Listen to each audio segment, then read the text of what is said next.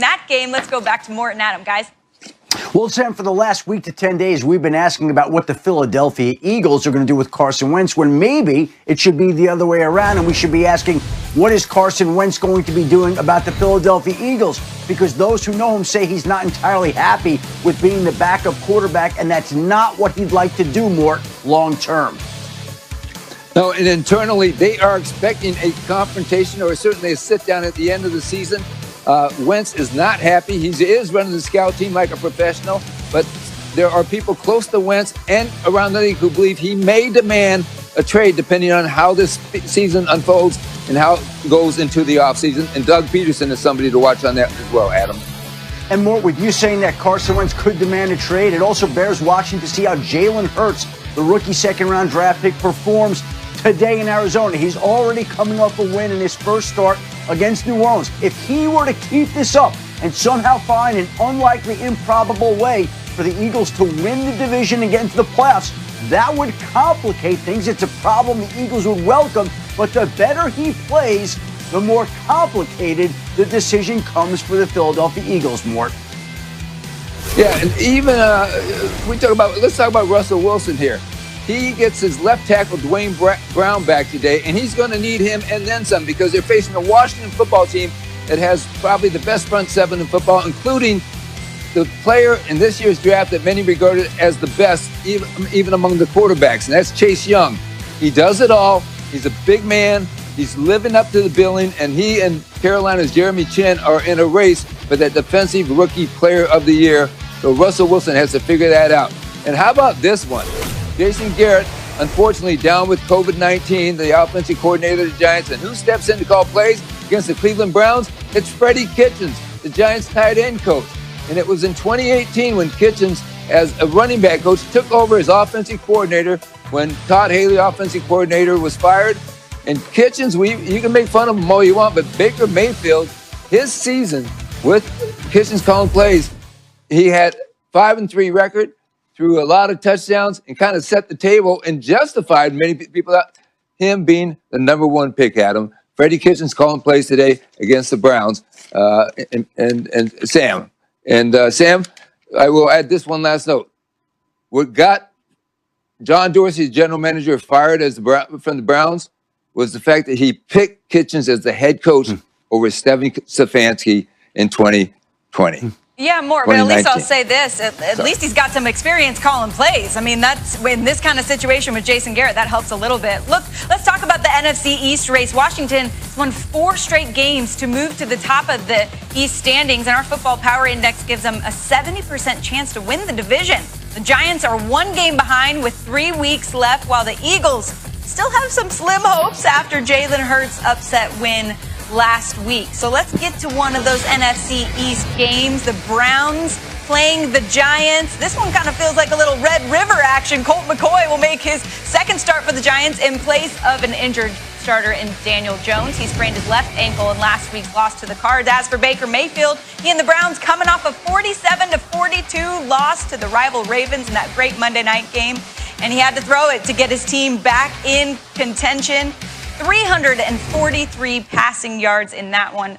Look, it was a really fun game to watch, but I think it was a big prove-it game for Baker Mayfield, especially when he had to throw the ball to keep it close. Randy, what difference are you seeing in Baker right now? Well, the difference is what we talked about early in the season with the two-headed monster in the backfield hiding Baker Mayfield. But you just talked about something. The Monday night performance that Baker Mayfield showed me his growth, and he's ready to lead this franchise. I'll put some plays together to show you of why I'm in all of Baker Mayfield. Man, look at the ball placement. It's fourth quarter, 1:50 to go in the game. Baker Mayfield, be the man that the franchise needs you to be.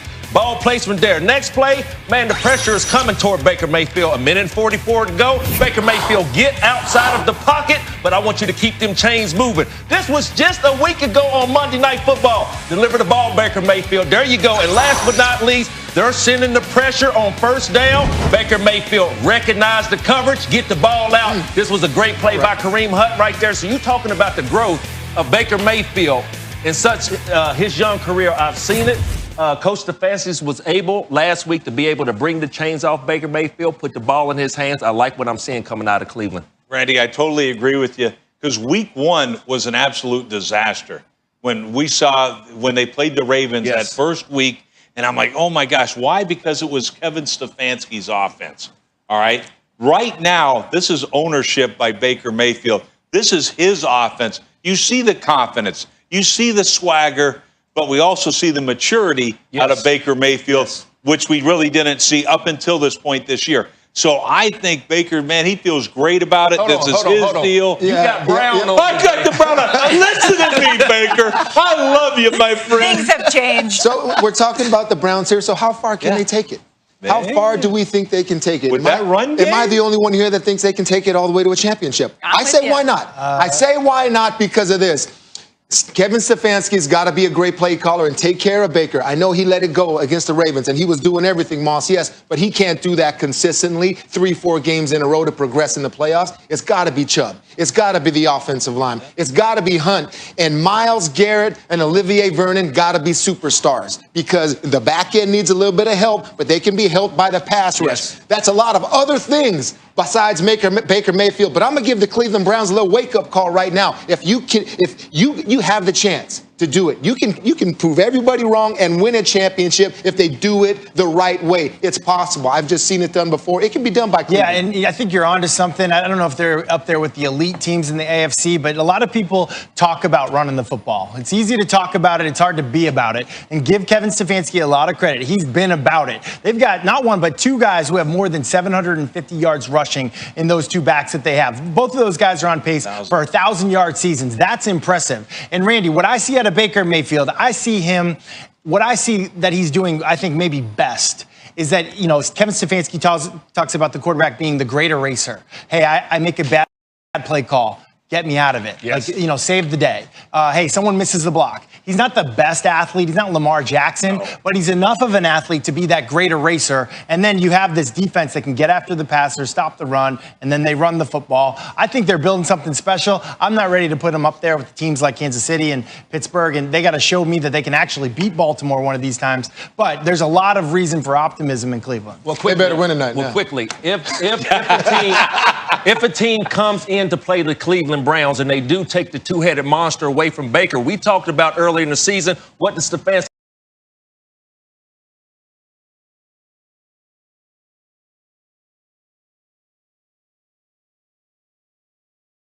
do? Let's get Baker out of the pocket and move him around. But last week, he showed me his growth. Sit in the pocket, evade the rush, step up in the pocket, and deliver the ball to the pass catchers.